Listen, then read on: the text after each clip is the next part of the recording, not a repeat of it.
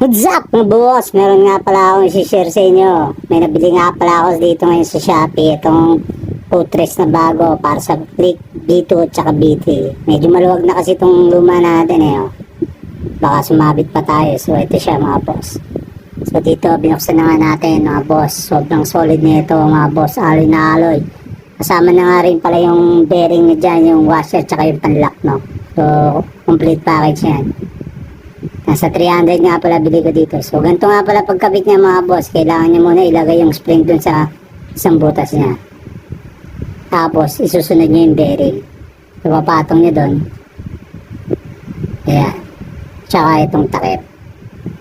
Gawa niya yan. May butas naman yan. Tsaka niya siya papasok na dun sa may butas. Papasok niyan. Automatic yan mga boss. Maglalaro na yan. Yan. So isusunod mo na yung